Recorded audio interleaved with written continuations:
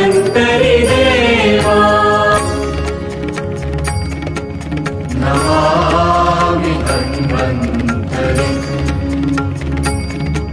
Namami Dhanvantari